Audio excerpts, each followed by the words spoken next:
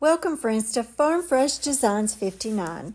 Today I'll be making 3 different items that I will be taking to a friend of my mother's who's currently living in a nursing home. She is in a wheelchair the greater part of the day and she has some dementia. And so these items will be really helpful to her, not only when she sits in a wheelchair, but also because she has some dementia. The first thing I'm doing is I'm taking a Dollar Tree back scratcher and I'm decoupaging some napkin on it. Now you may wonder why I'm doing a back scratcher. Well, I go back to when my dad was in the nursing home.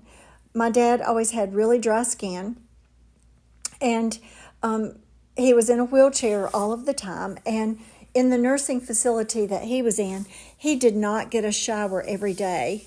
And so sometimes his skin would begin to itch, and especially his back. And so my mom had a back scratcher that she kept up there that either she could use when she went to visit with him, or he could try to use it with his right hand. He did not have the ability to use his left hand. And so it was just a really good thing for him.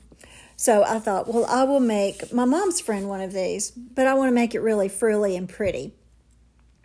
So I painted the back scratcher about 3/4 of the way down, and I used Rust-Oleum linen white chalk paint.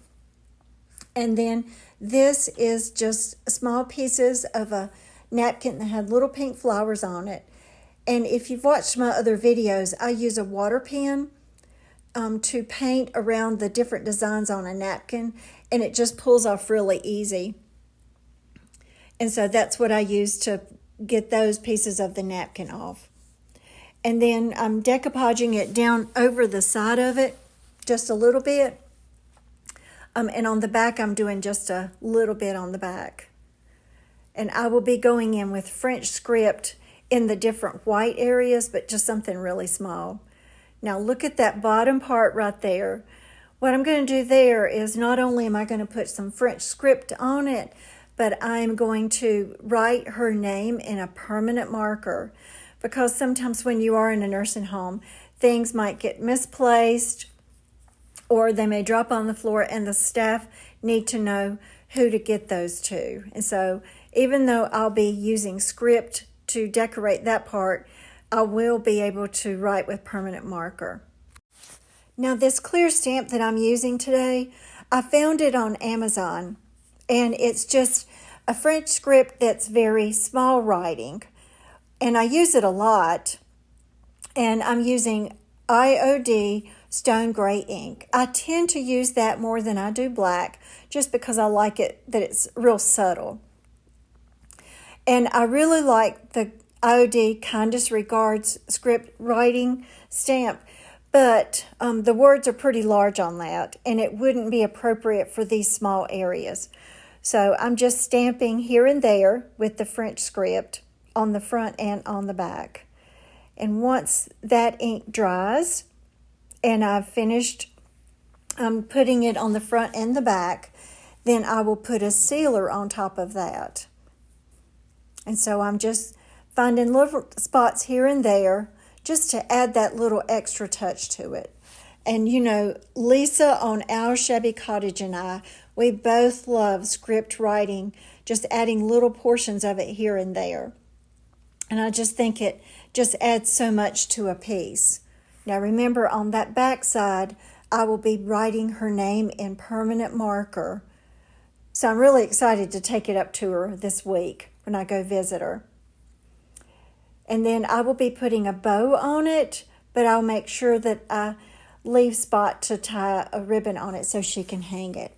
And these are the 3 ribbons that I'll be using. There's 2 pieces of pink lace, 2 pieces of white, and then a little string of pink pearls that you can find on a roll. And I believe I got the white lace and the pearl ribbon at Hobby Lobby. But that pink lace, I can't remember where I got that, but I do think it's really pretty. And then I use just a real small piece of white lace to tie it right in the middle to make a shabby bow. And I tie it in a knot, and then I flip it over and I tie it again. And then I think I'm going to tie it a couple more times before I add it to the top of the back scratcher. And I'll be using hot glue to attach it. And then I found this little white fabric white fabric flower that I will then glue on top of the shabby bow. And there's a part that you can't see. It's down there at the bottom where it quits being white and it's just the plain wood. I did take some lace that was scalloped and glued it around just to add to that transition. Now the next item is a wheelchair pillow. And you may be wondering, what in the world is a wheelchair pillow? Well, the reason that I like to make these pillows is because if you're sitting in a wheelchair for a long time, your back sometimes can begin to hurt. And when my dad was in the nursing home, he would complain about how his back hurt down in the small of his back. And so my mom would make little pillows for him, and he would tuck it back behind him down there at the small part of his back, and it would just be something to keep his back from hurting down there. And it was just real soft. It wasn't stiff. And so the white fabric is some fabric that I found down in a little town about 30 minutes away from me, and it has all different scripture on it. And I cut it all out, and then I made it be fringed on the edge. And then I added it to this pink toile fabric that I found.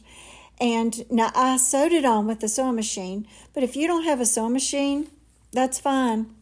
You can use Fabric Tech to not only glue that white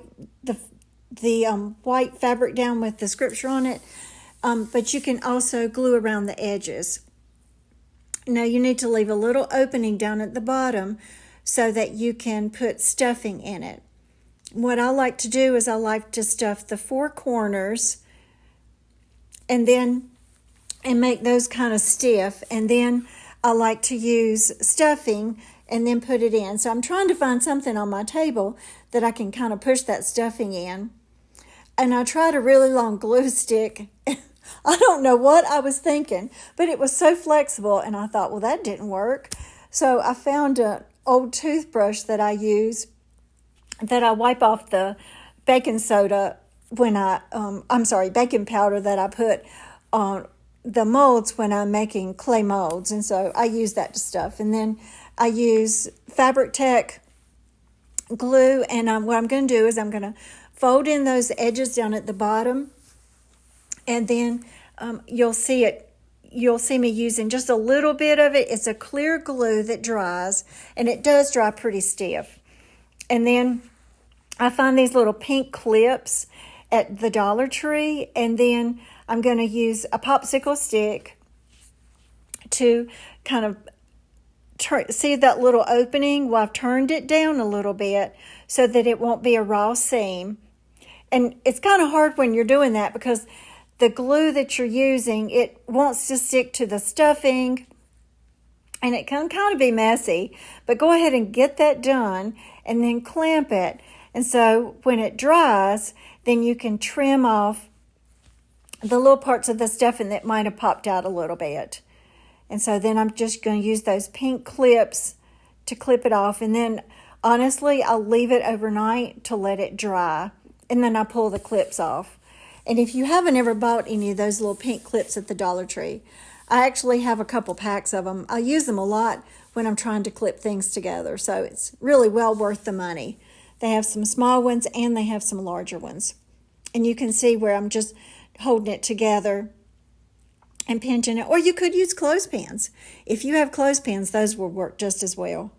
But it's a great little addition to her daily life that she can use, so that if her back begins to hurt and she gets tired of sitting in that chair, it just gives her a little bit of support in that area. Now, the last item is what my mom coined as a joy box. When my mom had cancer, she was not able to do very much for quite some time. And so she had a pretty box that she would put all of the sweet cards in that people would mail to her. And so it was a box that just had things in it that she loved, that brought her joy. And so many times during the day, she would open up her joy box and just read the cards over and over, and it brought her a lot of comfort. Now, this was an old jewelry box that I found, and the inside of it was just a little bit dirty, and so I cleaned it all up, and I actually painted it. Now, once I kind of cleaned it up, I did dab some alcohol on it to just kind of clean that part up before I painted it. And so the top is open, and it had glass in it, and it had some sort of design on the inside. So there was glass and a piece of cardboard, and then it was closed up on the inside. So this is some rice paper that I'm attaching to just some cardboard that I painted white, because the piece that was in it originally just would not hold up very well. So I had some cardboard off of a box that I painted it, and I'm using liquid patina to put this rice paper on. And the difference between rice paper and a napkin is the rice paper is a lot stronger. And so I just glue some down, and then I fold it back, and I put some more liquid patina down on it, and then I fold that down, and see how I can rub over it pretty easy, because it is a lot stronger than just a napkin. And so I really like this rice paper. So I'm going to finish it all off. I'm going to glue it all down, and then I use a brayer to get out any kind of wrinkles that may come up as I'm doing it. And it's really nice because with rice paper, if it's off just a little bit, if you go really, really easy, you can pull it up to see just a little bit to kind of straighten it up a little bit. You cannot do that with a napkin. And that's what I like about rice paper, when you can find it. Now, what I'm doing on the outside of the box is I'm going to put some molds. This is a redesign with Prima mold, and it's just some different roses. And you'll see my cornstarch. I think I called it baking powder or baking soda before, but it's the cornstarch. And this is just a can of generic cornstarch. And see that brush that's sitting in it? I leave that brush in it all the time, because that way I don't have to constantly be looking for a brush. So I brush the cornstarch in, and then I kind of flip it over to get the excess cornstarch off. And this is some DOS clay, air dry clay that I use. Now, if you use IOD molds, they have like a little lip around them, and it makes it easier to put that mold in. But honestly, as long as I've been using molds, it just seems to work for me. It works fine without that little extra lip around the mold. You just get used to pushing it down with your thumb. And then I use like old gift cards, or sometimes when you might go to a drugstore, they have rewards cards, and I think that's what this is. So I just really, really super careful, kind of scrape it across. Different people do different things, and some people don't even go to that trouble. But I just go ahead and decide which pieces that I want to make molds out of, so that I can just glue it to the front. I don't want to put any molds on the side, because I don't want it to be too busy for her and make it sort of confusing. Now, because she has dementia, what I really want to do is I want to get her son to bring me some pictures of when she was younger, or when her kids were younger, or of her husband. But of course, make copies of them. You certainly wouldn't want to put the originals in this joy box, and just be something special for her, because there are so many things that she doesn't remember. And it's really sad when I'm around her, because I remember I have so many sweet memories with her before she went into the nursing home. But what I really love is that she still remembers me, and that is such a special treat to know that she remembers me when I do go see her. So I just place some different little roses around there, and a couple little leaves up at the top. And then I'm going to go and I'm going to paint them pink with and put green on the leaves. So here's my 3 items that I'm going to be taking to my friend in the nursing home next week. And if you don't have someone that you know that is in a nursing home that could really benefit from this, these are just really neat gifts that you can make for anybody. Now, many of us know and love this special woman, Lisa from Our Shabby Cottage, and that is her favorite verse of the Bible.